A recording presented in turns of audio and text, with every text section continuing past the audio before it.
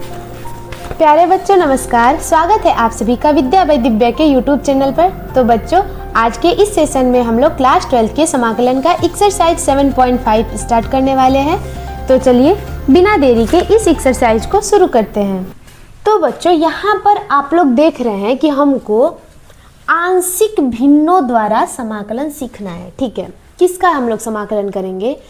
उचित परिमेय फलनों के समाकलन के लिए आंशिक भिन्नों का हम प्रयोग करेंगे। तो बच्चों, यहाँ पर एक टर्म आ गया परिमेय फलन। तो आप लोग बताओ कि परिमेय फलन क्या होते हैं? आप लोग तो परिमेय संख्या जानते होंगे, रेशनल नंबर। तो रेशनल नंबर किसे कहते हैं? कि ऐसी संख्याएं जिनको हम p बाई क्यू के फॉर्म में लिख सके एंड q जो हो वो डज नॉट इक्वल टू 0, उसको हम लोग बोलते हैं परिमेय संख्या। परिमेय फलन किसे कहते हैं? ऐसे फलन जिनको हम p बाई क्यू के फॉर्म में लिख सकते हैं एंड यहाँ पर px और qx क्या होगा बच्चों? बहुपद होंगे, पॉलिनोमियल। क्या होंगे? px और qx बहुपद होंगे and qx does not equal to 0। qx आपका 0 के बराबर नहीं होगा। एक दो एग्जाम्पल लेके देखते हैं। यहाँ पर आप लोग देखो, मैंने एक एग्जाम्पल लिया 2x plus 3 x square plus 4x plus 9। आप बताओ कि ये परिमेय फलन है कि नहीं है? बिल्कुल है, क्योंकि अंश भी बहुपद है और हर भी बहुपद है।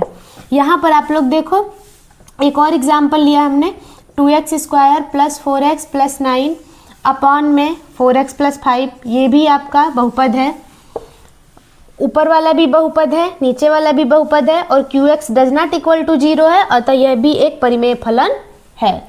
यहाँ पर आप लोग देखो 5x cube plus 5x square plus 9 upon में sin x, ये हमारा परिमेय फलन नहीं है, क्योंकि बटा में क्या आ गया? ऊपर तो बहुपद है लेकिन नीचे क्या है? sin x है, जिसकी वजह से ये हमारा परिमेय फलन नहीं है। तो आपको इतनी क्लियरिटी आ गई कि परिमेय फलन किसे कहते हैं। लेकिन यहाँ पर एक एक्स्ट्रा वर्ड देखो, उचित परिमेय फलन। अब उचित परिमेय फलन का समाकलन करना है ना, तभी हम आंशिक भिन्नों का प्रयोग कर पाएंगे। तो यहाँ पर आप लोग देखो कि उचित परिमेय फलन किसे कहते हैं? उचित परिमेय फलन प्रॉपर रेशनल फंक्शन, शॉर्टकट में PRF, proper rational function PRF। ठीक है, उचित परिमेय फलन किसे कहते हैं? ऐसा परिमेय फलन जिसमें अंश की घात डिग्री ऑफ न्यूमरेटर कम हो हर की घात से। अंश की घात कम हो हर की घात से। जैसे कि मैंने यहाँ पर एक एग्जाम्पल लिया 2x square plus 5x upon में 5x cube plus 4x square plus 8। बताओ इसमें आप लोग अंश की घात कितनी है? अंश की घात इसमें आपकी 2 है, 2 और 2 ही ना है ज़्यादा से ज़्यादा। और नीचे कितनी है अंश की घात? नीचे हर की घात कितनी है? नीचे आपका है डिग्री ऑफ डिनोमिनेटर 3 है। तो बताओ, ऊपर कम है और नीचे ज़्यादा है, अतः यह एक कैसा फलन है? अतः हमारा ये एक उचित परिमेय फलन है। ठीक है, अब अनुचित परिमेय फलन किसे कहते हैं? यहाँ पर आप लोग देखो, अनुचित परिमेय फलन इम्प्रॉपर रेशनल फंक्शन IRF। तो ऐसे परिमेय फलन जिसमें क्या होगा? अंश की घात अगर बड़ी हो जाए, किससे? हर की घात से। अंश की घात क्या हो जाए? बड़ी हो जाए हर की घात से। या एक और केस होता है, अगर अंश की घात बराबर हो जाए हर की घात के, तो भी ऐसे फलन क्या कहे जाते हैं? अनुचित परिमेय फलन इम्प्रॉपर रेशनल फंक्शन IRF कहे जाते हैं।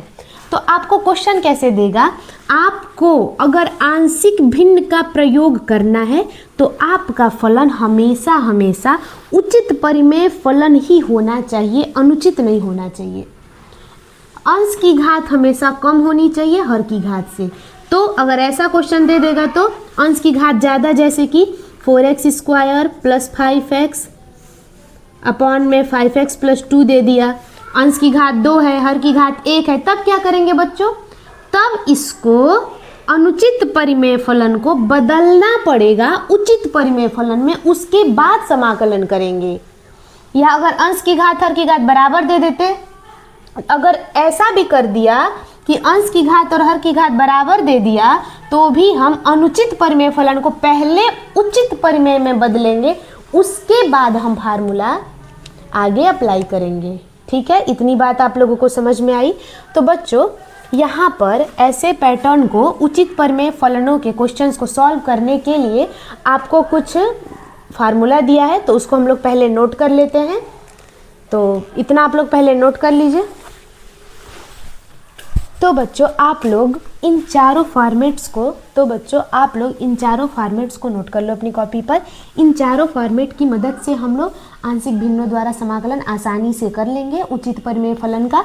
यहाँ पर आप लोग देखो, अगर ऊपर आपका कोई फंक्शन दिया रहेगा, नीचे अगर दो फैक्टर के रूप में x + a और x + b दिया रहेगा, तो उसको हम लोग लिख लेंगे, a और b कांस्टेंट है, इसकी वैल्यू निकालते हैं हम लोग। a अपॉन में एक चला जाएगा x + a, एक चला जाएगा x + b।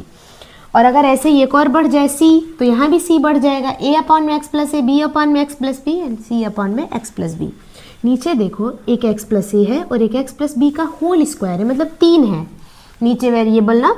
तो आप बताओ यहाँ पर क्या हो जाएगा, एक हो जाएगा a अपॉन में x + a, एक हो जाएगा b अपॉन में x + b एंड एक हो जाएगा c अपॉन में x + b का होल स्क्वायर।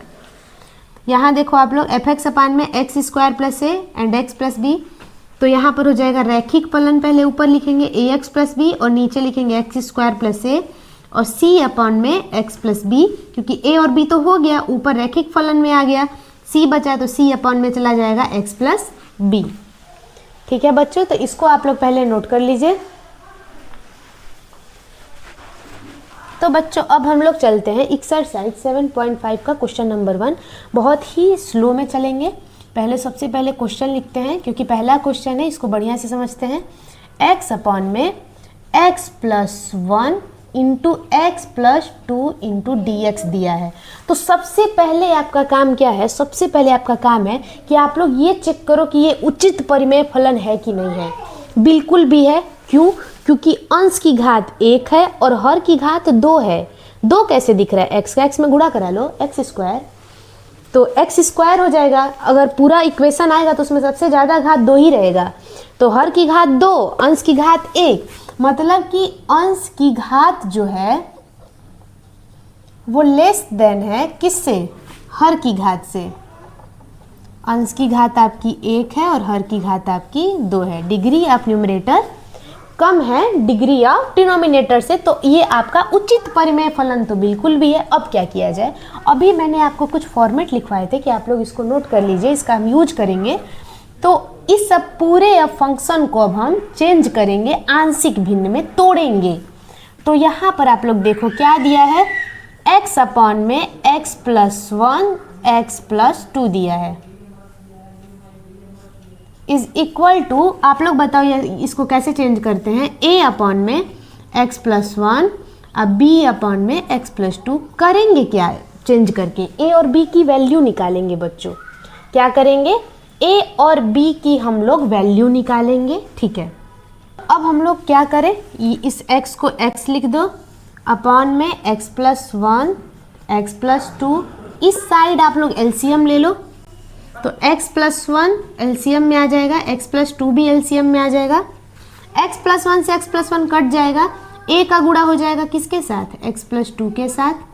x + 2 से x + 2 कट जाएगा, b का गुणा किसके साथ हो जाएगा, x + 1 के साथ। ठीक है, पूरा का पूरा डिनोमिनेटर पूरे के पूरे डिनोमिनेटर से कट गया, इधर बच गया आपका x, a x + 2 + b x + 1। अब यहाँ से आप लोगों के पास दो मेथड है ए एंड बी को निकालने का। हम लोग सबसे इजी मेथड का यूज करेंगे। उसमें क्या करना है ना, आपको x की दो वैल्यू लेनी है। आपको x की क्या लेनी है बच्चों, दो वैल्यू लेनी है। अब वो कौन सी दो वैल्यू लेनी है वो आप पर डिपेंड करेगा कि कुछ ऐसा वैल्यू लो जिसकी मदद से या तो a 0 हो जाए तो b का मान निकल जाएगा, और b 0 हो जाएगा तो a का मान निकल जाएगा। तो अगर हम x के जगह पर -2 ले ले यहाँ पर, तो ये -2 + 2 मिलके 0 हो जाएगा, b का मान निकल जाएगा। तो एक तो ले रहे हैं -2, और यहाँ पर अगर -1 ले लेते हैं तो b 0 हो जाएगा तो a निकल जाएगा। तो हो गया x के जगह पर मैंने -2 रख दिया, a -2 + 2 + b, फिर -2 + 1 -2 a, ये तो 0 हो गया, एंड 2 में से 1 गया -1, तो -2 इज इक्वल टू 0 माइनस का b, माइनस से माइनस कट गया, b की वैल्यू आ गई बच्चों 2। ऐसे ही a की वैल्यू निकालते हैं। इसी इक्वेशन में a के जगह x के जगह अब -1 रखो, जहाँ जहाँ x है वहाँ वहाँ हम -1 रख दिए। ये कट के 0 हो जाएगा, तो 2 में से 1 गया 1 और ये हो गया 0। तो a की वैल्यू आ गई आपकी -1, तो a आ गया -1 और b आ गया 2। अब क्या किया जाए, जब दोनों वैल्यू आ गई तो इस इक्वेशन में रखो, इसको सॉल्व करके देखो क्या आ रहा है। तो x अपॉन में क्या था, x + 1 था, x + 2 था, इज इक्वल टू a के जगह पे हम -1 रखेंगे, तो ये हो गया -1 अपॉन में x + 1, और अब b के जगह हम 2 रखेंगे तो ये हो जाएगा 2 अपॉन में x + 2। अब देखो बच्चों, अब क्वेश्चन पर आते हैं। क्या हमारा यही क्वेश्चन था, x अपॉन में x + 1 x + 2, और इसकी वैल्यू हम क्या ला दिए, ये ला दिए ना। तो अब इस पूरे वैल्यू को हम क्वेश्चन में लिखेंगे। आप लोग यहाँ देखो, i = x अपॉन में x + 1 x + 2 के जगह हम लिखने वाले हैं -1 अपॉन में x + 1 प्लस 2 अपॉन में x + 2 इंटू में dx। तो दोनों का समाकलन होगा, तो एक बार समाकलन गया -1 अपॉन में x + 1 dx, 2 आ जाएगा बाहर, और समाकलन किसका करेंगे, x + 2 का। i = ये हो जाएगा माइनस का लॉग मॉड में x + 1, माइनस आ गया बाहर, और 1 अपॉन में x + 1 का क्या होगा समाकलन, लॉग मॉड में x + 1 होगा, +2। यहाँ पर देखो बच्चों 1 अपॉन में x + 2 है, तो ये हो जाएगा लॉग मॉड में x + 2, ठीक है, एंड प्लस का c। x का गुणांक 1 है तो कोई फर्क पड़ेगा नहीं, ठीक है। अब क्या करें हम लोग बच्चों, आप लोग जानते हो एक फार्मूला होता है लॉग का कि m log n is equal to होता है log n की पावर m, मतलब जो आगे रहता है वो कहाँ चला जाता है, पावर पे। तो यहाँ से आप लोग देख रहे हो कि ये जो 2 है, अगर उसको हम उधर भेज दें तो log मॉड में x + 2 का पावर 2 हो जाएगा, एंड प्लस का c। और यहाँ पर देखो ये log m minus log n का फार्मूला क्या होता है, log m/n होता है। यहाँ पर हम लिख दे रहे हैं, अगर कहीं log m रहता है और log n रहता है इज इक्वल टू होता है log m/n। तो यहाँ देखो पहले जो है उसको लिखो, पहले प्लस वाले को लिख दो, ये हो गया प्लस वाला और ये हो गया आपका माइनस वाला। इसको लिख दो log m/n के रूप में, तो हो जाएगा, ऊपर लिख देते हैं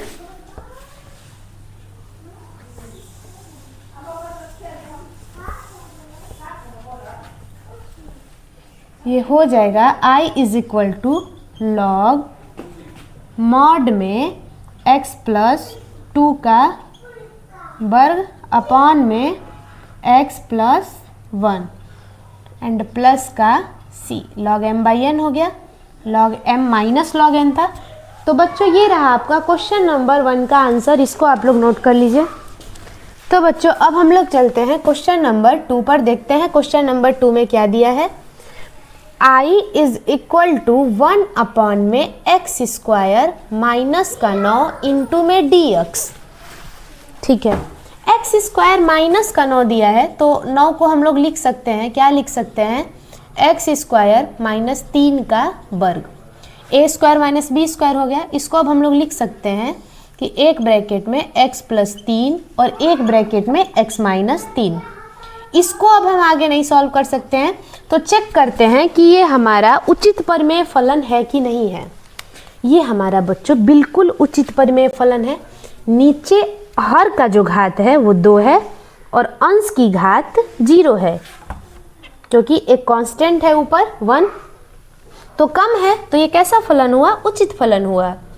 ठीक है, तो अब क्या करेंगे, अगर ये उचित फलन है तो इसको अलग से लिखते हैं, 1 अपॉन में x प्लस 3 x माइनस का 3। इसको कैसे लिखेंगे बच्चों, a बटा में x प्लस 3 प्लस का b बटा में x माइनस का 3। x प्लस 3 और x माइनस 3 का एलसीएम, वैसे तो ये कट ही जाएगा बच्चों, डायरेक्ट भी अब आप लोग कर सकते हो। a का गुणा होगा x माइनस 3 में और b का गुणा होगा आपका x प्लस का 3 में, और इधर आपका 1 अपॉन में x plus 3 and x minus 3।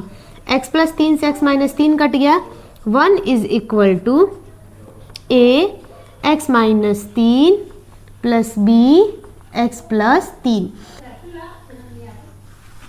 तो यहाँ पर आप लोग ध्यान दो बच्चों, x के जगह एक बार हम रख रहे हैं माइनस का 3 और एक बार x की जगह रख रहे हैं प्लस का 3। देखते हैं क्या फ़ायदा होता है।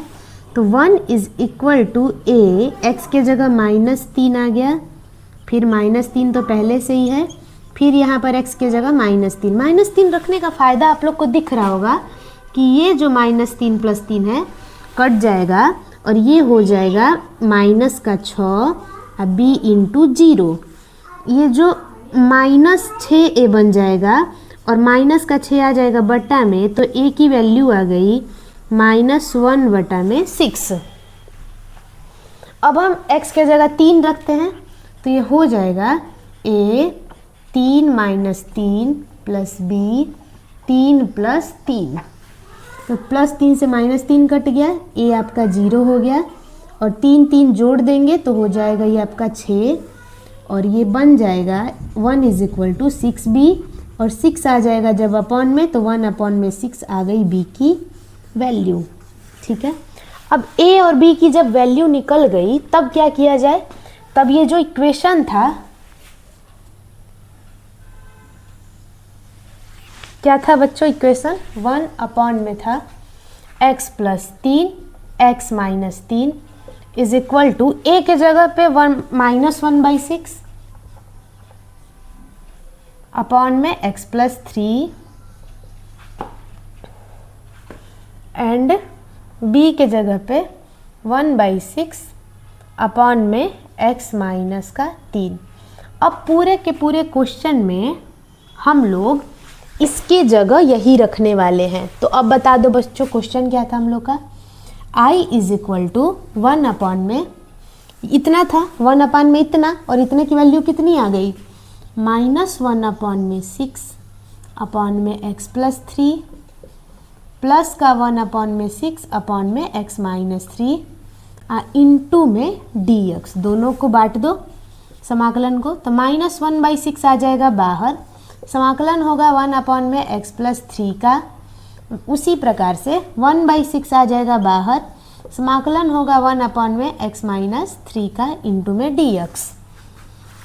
तो आप लोग बताओ कि 1 अपॉन में x प्लस 3 का समाकलन कितना होगा, लॉग मॉड में x प्लस 3 होगा प्लस 1/6 लॉग मॉड में x माइनस का 3 होगा। 1/6 हम लोग कॉमन ले सकते हैं बच्चों, 1/6 कॉमन ले लो आप लोग, अंदर क्या बचेगा, पहले प्लस वाला लिख दो, लॉग मॉड में x माइनस का 3 और माइनस वाला भी है तो माइनस लॉग मॉड में x plus 3 log m minus log n, ये हो जाएगा बच्चों आप लोग का log m by n,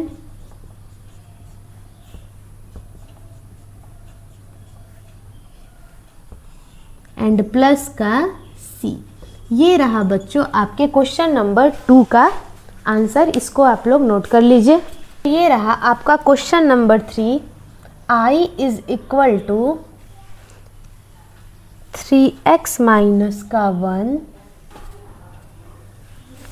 3x minus का 1 अपॉन में x minus 1, x minus 2, x minus का 3 इंटू में dx। ठीक है, इसको अब सॉल्व करना है बच्चों, घबराने की बात बिल्कुल भी नहीं है, बहुत इजी है, धैर्य से काम लेना है और क्वेश्चन देख के तो बिल्कुल भी नहीं घबराना है।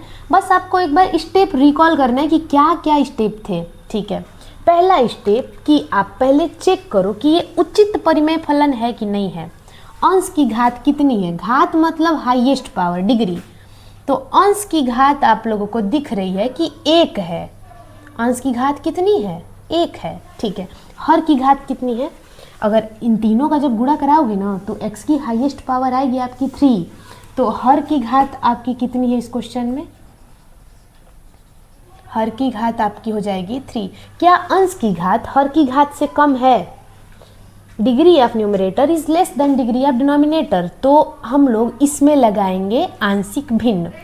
तो आंशिक भिन्न लगाने के लिए पहले पूरा का पूरा इसको लिख लो जो भी दिया है, x minus 1, x minus 2 and x minus 3।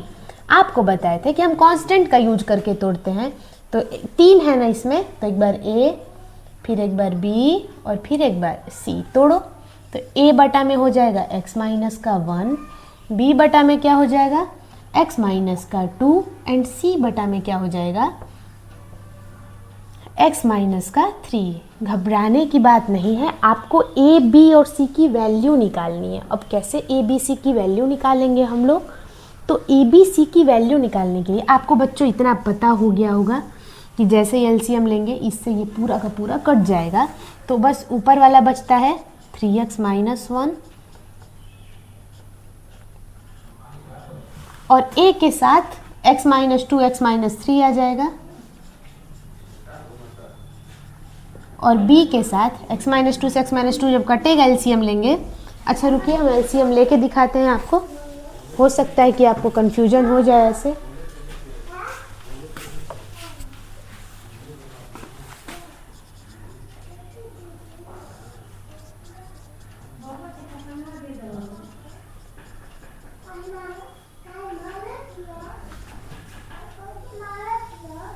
तो एलसीएम लेंगे बच्चों, तो एक एलसीएम होगा x माइनस 1, एक एलसीएम होगा x माइनस 2, एक एलसीएम होगा x माइनस का 3। x माइनस 1 से x माइनस 1 कट जाएगा, a बचेगा ऊपर, a का गुणा इसके साथ होगा, तो x माइनस 2, x माइनस का 3 प्लस b, x माइनस 2 से x माइनस 2 कट जाएगा, तो x माइनस 1, x माइनस 3 हो जाएगा, एंड प्लस का c, x माइनस 3 से x माइनस 3 कट जाएगा, तो x माइनस 1, x माइनस 2 हो जाएगा। ठीक है, इतना हो गया, इससे ये पूरा कट गया, ऊपर हो गया आपका 3x minus 1, a, x minus 2, x minus 3, x minus 1, x minus 3 and x minus 1, x minus का 2। अब क्या करना है बच्चों, हम लोगों को वैल्यू निकालनी है किसकी, a की, b की एंड c की। कैसे निकालेंगे बच्चों आप लोग बताओ। तो बच्चों अब हम लोग क्या करेंगे, a, b, c की वैल्यू निकालेंगे। कैसे निकालेंगे, x की अलग अलग वैल्यू लेके। तो आप लोग बताओ कि x की कौन कौन सी वैल्यू ले। तो सबसे पहले हमको लग रहा है कि अगर हम 1 लेंगे तो b 0 हो जाएगा, 1 लेंगे तो c 0 हो जाएगा। तो 1 लेते हैं हम x की वैल्यू 1, तो यहां पर रखते हैं x की जगह पर 1, पूरे इक्वेशन में जैसे यहाँ 1 रखेंगे ना पूरा b 0, जैसे यहाँ रखेंगे एक c 0, तो 0 प्लस 0, 3 1 कम 3 माइनस का 1, 2 में से 1 गया माइनस का, और 3 में से 1 गया माइनस का 2, 3 में से 1 गया 2, माइनस माइनस प्लस हो जाएगा और 2 1 कम 2a हो जाएगा। 2 से 2 कट गया, a की वैल्यू आ गई 1। अब हम क्या करें बच्चों, x की वैल्यू अलग रखते हैं, 2 लेके देखते हैं किसकी वैल्यू आती है।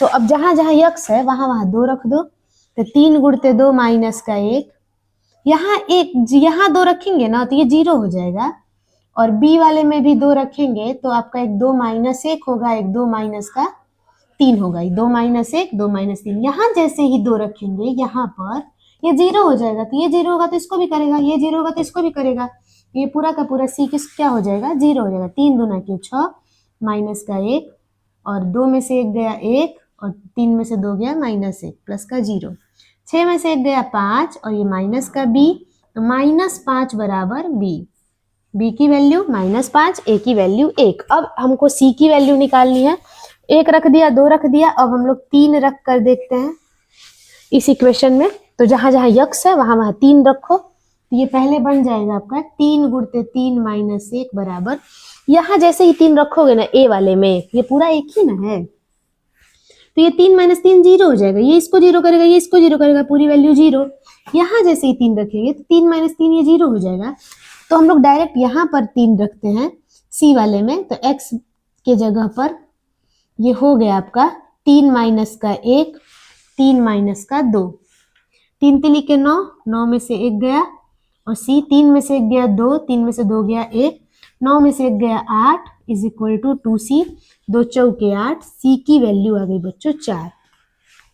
इसका मतलब हमने a b c तीनों की वैल्यू निकाल ली, और अगर अब हम लोग यहाँ पर रखेंगे तो a के जगह पर 1, b के जगह पे -5 एंड c के जगह पे 4। इतना आप लोग पहले नोट कर लो, फिर हम लोग आगे बढ़ते हैं।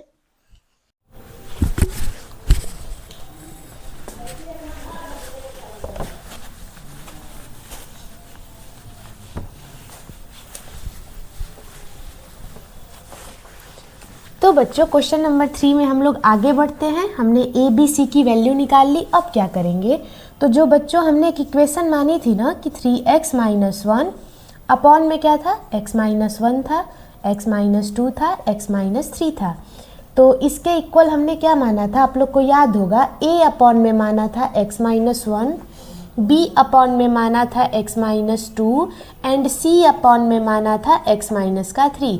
तो अब हम a b c की वैल्यू रखते हैं उपरोक्त समीकरण में। तो a b व c का मान उपरोक्त समीकरण में रखने पर रखो बच्चों, देखो कितना आता है। a की वैल्यू बता दो, 1 है, 1 बटे में x - 1, b की वैल्यू माइनस का 5 है, तो माइनस का 5 हो जाएगा बटे में x - 2 एंड c की वैल्यू कितनी थी बच्चों, c की वैल्यू 4 है बटे में x - 3। तो अब यहाँ पर आप लोग ध्यान दो कि ये जो 3x - 1 है अपॉन में x - 1 है, x - 2 है, x - 3 है, इसकी वैल्यू अब इन तीनों के बराबर हो गई। तो जो हमारा क्वेश्चन था i बराबर 3x - 1 अपॉन में x - 1, x - 2 and x - 3 into में dx। अब इसके जगह पर हम रखेंगे 1 अपॉन में x - 1 माइनस का 5 अपॉन में x - 2 प्लस का 4 अपॉन में x - 3 इंटू में dx। करो समाकलन बच्चों, पूरे का समाकलन है तो समाकलन सबके साथ जाएगा, तो एक बार गया 1 बटा में x - 1 के साथ, हो गया यहाँ पर dx। एक बार आपका समाकलन गया 5 वाले के साथ, 5 आ गया बाहर, समाकलन होगा x - 2 का, 4 आ गया बाहर, समाकलन होगा x - 3 का। तो 1 बटा में x - 1 की वैल्यू कितनी होती है, लॉग मॉड में होता है x - 1, ये माइनस का 5 है, और इसका हो जाएगा लॉग मॉड में x - 2, ये हो जाएगा लॉग मॉड में x - 3 प्लस का c। ये रहा बच्चों आपका क्वेश्चन नंबर 3 का आंसर, इसको आप लोग नोट कर लीजिए। फिर चलते हैं हम लोग नेक्स्ट क्वेश्चन नंबर 4 पर।